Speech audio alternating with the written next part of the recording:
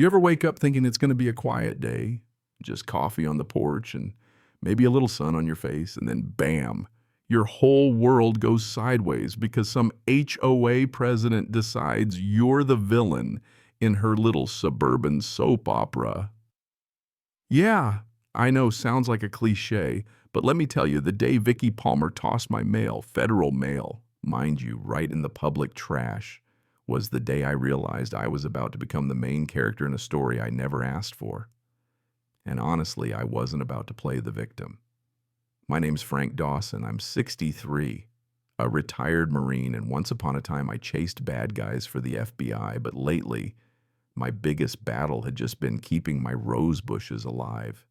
Roses my late wife Clara planted back when this house was filled with laughter and music, not legal notices and threats. That morning, though, I'm standing there in Willow Creek, Michigan with Duke, my old German Shepherd, snoring at my feet, and I'm watching Vicky strut across my yard in a suit so neon you could see it from space, acting like she owns the place, barking orders about aesthetic compliance like we all signed up for boot camp. She'd only lived here 8 months, but somehow wormed her way into the HOA presidency and started running this quiet street like it was a Fortune 500 company, clipboard in hand, issuing fines like they were party favors. I mean, she actually fined me $150 for having rose bushes, 2 inches too tall. Roses that had been growing there for a decade, the only bit of color left from when Clara was alive. I tried to reason with her, even showed her the little plaque Clara had made for our anniversary, but she just looked at me like I'd tried to sell her a used car and snapped, "Rules don't bend for sentiment, Frank. If I let you slide, the whole neighborhood turns into a jungle." That's when I should have known she wasn't interested in talking. This was about power, plain and simple. Every day after that, it was something new. I got a ticket for a birdhouse. Yeah, a birdhouse hidden up in a tree. She claimed it was unauthorized decor. Next day, it was my old Chevy pickup, too ugly for the neighborhood, she said. Then my grass 3 inches instead of 2.75, $200. Then the fence color, then this one still cracks me up, a $50 fine for making excessive morning noise when all I do is stretch out the knees that got ruined overseas. And through all this, Duke just watched tail thumping like he couldn't believe grown-ups behave this way. Let me back up a sec, because the real trouble started when I caught her pawing through my mailbox right there in broad daylight. That's when I said, "Vicky, you can't touch that, it's a federal offense." She just laughed loud enough that even Pete across the street looked up from his lawnmower and said, "I'm the HOA president, Frank. It's my job to make sure nobody's bringing trouble into the neighborhood." She took my social security statement, a letter from the VA, even a coupon for the grocery store. When I demanded them back, she just smiled, told me privacy was for people who followed her rules, and marched off with half my life in her purse. You ever get that cold feeling in your gut, the kind that says, this isn't just about some cranky neighbor, this is something bigger? Yeah, that's where I was. And if that wasn't enough, she started hosting these so-called community betterment meetings, but only invited her chosen crowd. Next thing I know, Ellen Harper, the retired librarian across the street, whispers to me that Vicky's telling everyone I'm suing the HOA, leaking oil with my truck, even running secret military drills at dawn to intimidate the neighborhood. Folks who used to wave started crossing the street to avoid me. Pete stopped bringing over beers on Sundays, and Duke was just happy I still threw his ball. That's how they get you.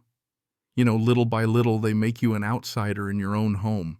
But the moment it all snapped, one Tuesday morning, still cold enough to see your breath, I catch her red-handed at my mailbox again, this time not even pretending to be subtle. She pulls out the whole stack, and right there in front of the neighbors, dumps it all in the trash. "This junk is clogging up the mail system, Frank. Old men like you don't need important mail anyway."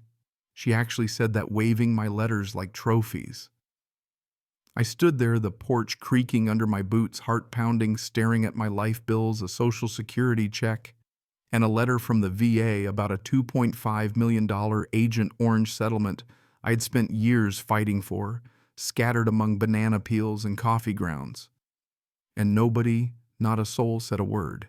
That night, sitting in my study, surrounded by medals, old case files, and the silence only widowers know, I started plotting not for revenge, but for justice.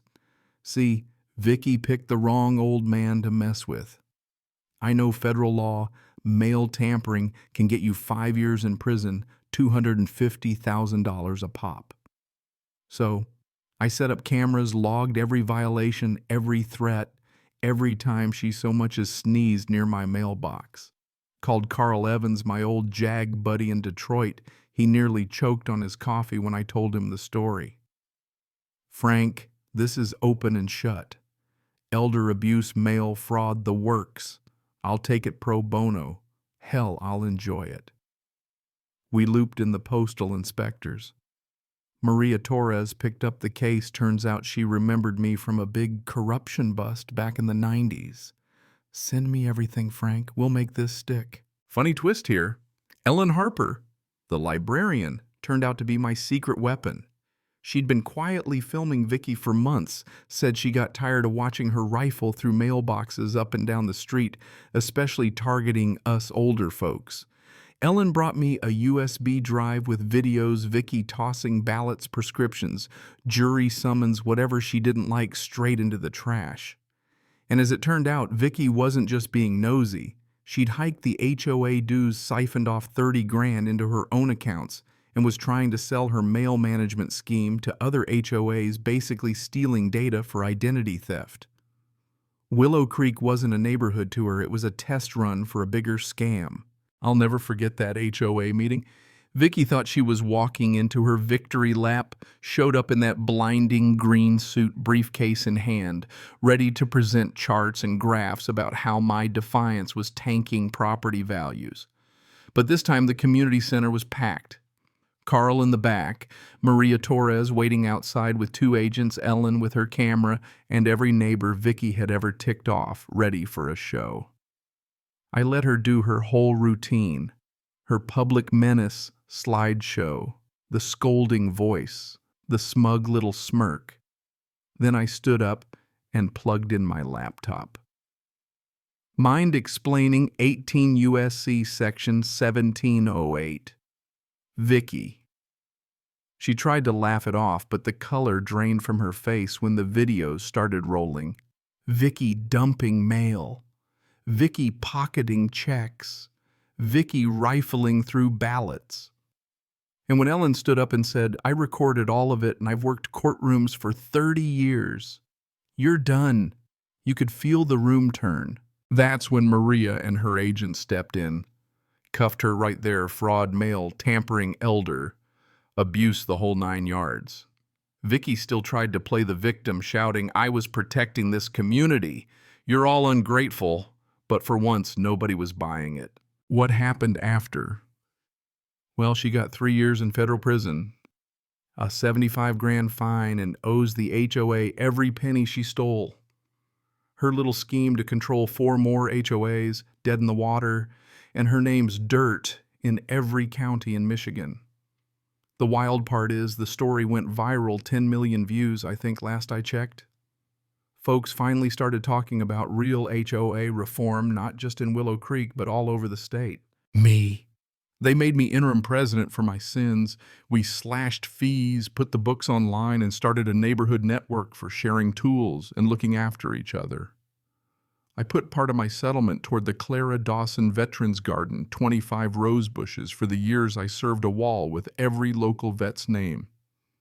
At the dedication, kids ran around neighbors who hadn't spoken in years, hugged each other, and for the first time in forever, it felt like we weren't just surviving, we were building something worth coming home to. But here's the twist that still keeps me up some nights. Vicky wasn't always like this. She grew up poor, always fighting to belong. And somewhere along the line, she decided power was safety, that controlling people meant you could finally breathe easy. I wrote her a letter in prison, not to forgive, but to say, there's a way back if you want it.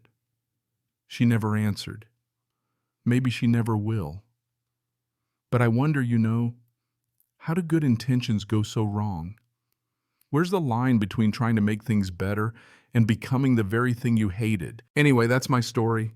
One man, one old dog, and a neighborhood that finally stood up for itself. But I gotta ask, if someone tried to take away your dignity, your home, your sense of belonging, how would you fight back? Drop your thoughts below.